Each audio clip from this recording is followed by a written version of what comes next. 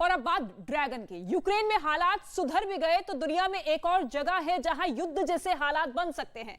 इसकी वजह है चीन के राष्ट्रपति शी जिनपिंग का गुस्सा, जो जल्द ही एक दो नहीं बल्कि 4-4 देशों पर उतर सकता है। पिछले 48 घंटों के दौरान चीन के पास अमेरिका ने ऐसी गुस्ताखी कर दी है जिससे नया युद्ध भड़कने का खतरा मंडराने लगा है।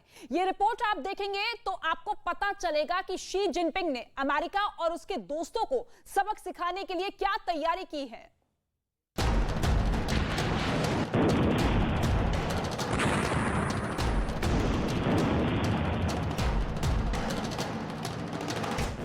सबसे खतरनाक दौर में यूक्रेन का युद्ध, बाल्टिक में भी जारी है बवंडर। क्या और जहाज डुबाएगा काला सागर?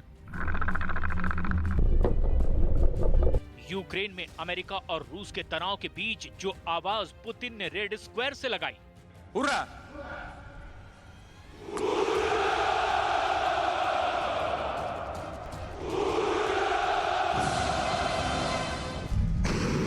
क्या अमेरिका को ऐसा एक और चैलेंज कहीं और मिलने जा रहा है?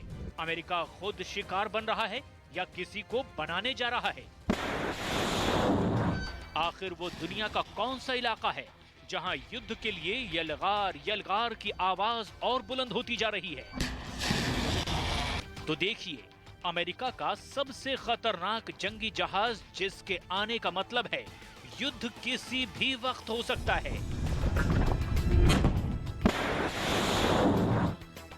इस समुद्री दैत्य को बहुत गौर से देखिए।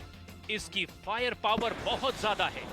इसने क्या किया है वो समझने के लिए देखिए कि इस जंगी जहाज ने शी जिनपिंग की शान में क्या हिमाकत कर दी है। ये है अमेरिका का missile cruiser USS port royal, जिसने शी जिनपिंग के फेवरेट समुद्री गलियारे में घुसपैठ कर दी है। और ये ऐसे वक्त में हुआ जब करीब में ही चीन की नौसेना युद्धाभ्यास करके अपने बंदरगाह पर लौट रही थी। अमेरिका की इस डेयरिंग वाली हरकत की चर्चा पूरी दुनिया में हो रही है। वर्ल्ड हेडलाइंस में यही अमेरिकी चैलेंज सुर्खियां बन चुका है। बताया जा रहा है कि कैसे अमेरिका के एक जहाज ने चीन को गुस्से में ला दिया है और जिनपिंग अब अमेरिका को बहुत बड़ा सबक सिखाने जा रहे हैं।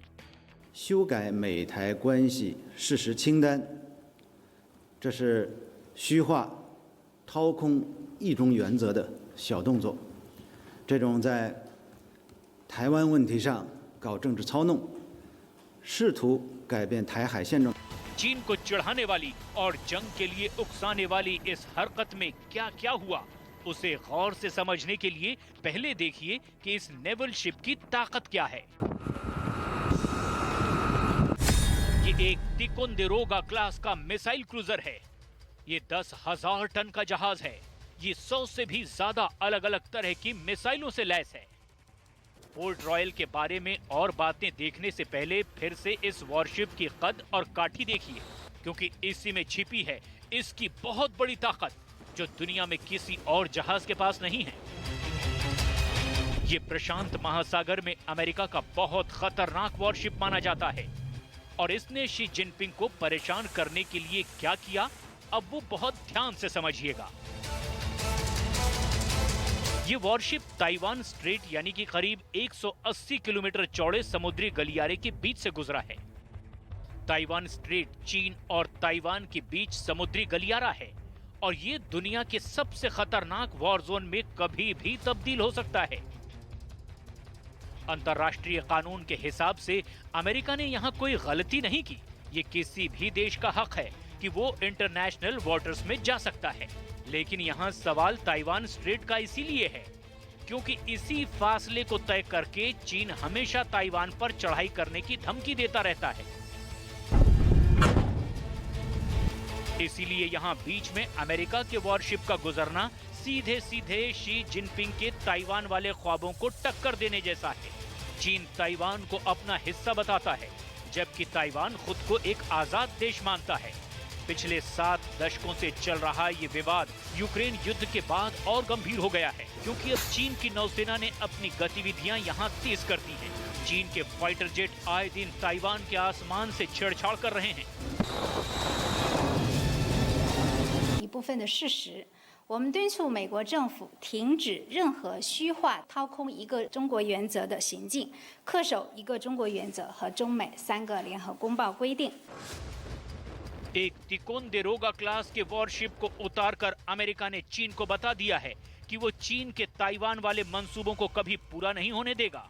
ये जहाज अमेरिका की 7वीं फ्लीट का हिस्सा है, जिसकी जिम्मेदारी है कि वो प्रशांत महासागर में अमेरिका और उसके दोस्तों खासकर ताइवान, जापान और दक्षिण कोरिया की हिफाजत भी करे।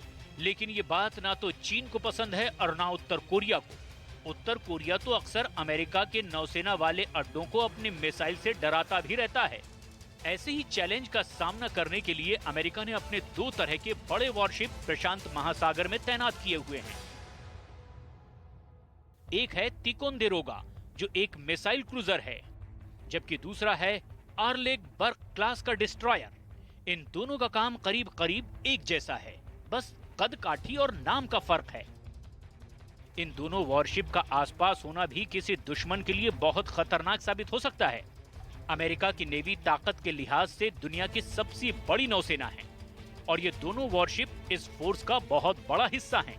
ये अपने आप में एक ऐसा नेवल पावर वाला पैकेज है जो अकेले अपने दम पर किसी भी नौसेना से टक्कर ले सकते हैं। इनमें लगे हथियारों के बारे में जानने से पहले देखिए कि अमेरिका के पास ऐसे कितने वॉरशिप हैं।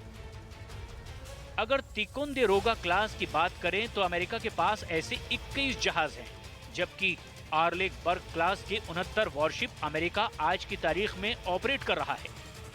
ये दोनों जहाज मिसाइल डिफेंस से लैस हैं और इनके रडार ऐसे हैं जो सैकड़ों किलोमीटर दूर से आसमानी टारगेट को खत्म कर सकते हैं। इनमें लगा एयर डिफेंस सिस्टम दुनिया के किसी भी वॉरशिप के एयर डिफेंस से बेहतर और ज्यादा सटीक माना जाता है। जबकि इससे लॉन्च होने वाली टॉमाहॉक मिसाइल पिछले 4 दशकों से अमेरिकी फायर पावर को धार देती आ रही हैं। अमेरिका को इन दोनों वॉरशिप पर बहुत ज्यादा भरोसा है और वो ये जानता है कि ये जहाज अकेले किसी पर भी भारी पड़ सकते हैं। ऐसा उसने बाल्टिक सागर में रूस के खिलाफ साबित भी किया है। ऐसा उसने भूमध्य सागर में करके भी दिखाया है। ऐसा उसने पश्चिम एशिया के आसपास नेवल ऑपरेशंस के दौरान भी साबित किया है।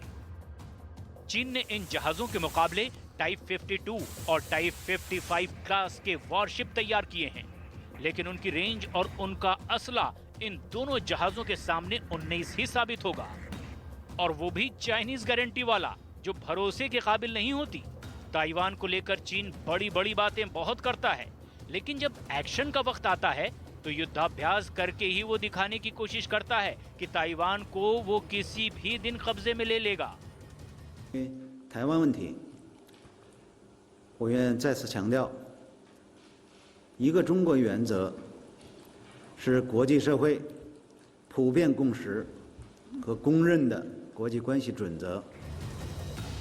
ताइवान एक छोटा देश है, उसकी नौसेना चीन के हमले को कभी बर्दाश्त नहीं कर पाएगी और शुरुआती दौर में ही ढह जाएगी, क्योंकि चीन इस वक्त एक बहुत तेजी से उभरती हुई नेवी है और ये साइज के मामले में अमेरिका को भी पीछे छोड़ चुकी है। लेकिन चीन की नौसेना के पास अनुभव नहीं है। अमेरिका से भी बड़ी नौसेना होने के बावजूद उसके पास इतनी हिम्मत नहीं है कि वो चीन से दूर जाकर कोई बड़ी जंग करके दिखाए। इस मामले में चीन तो भारत से भी पीछे है।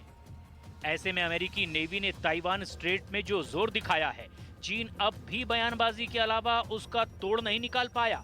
इसीलिए आने वाले दिनों में अमेरिका की तरफ से ऐसा पावर शो और देखने को मिल सकता है, लेकिन इससे एक और युद्ध का खतरा और बढ़ जाएगा। जबकि यूक्रेन में जंग कब खत्म होगी, इस बारे में अब भी अंदाजा लगाना बेहद मुश्किल है।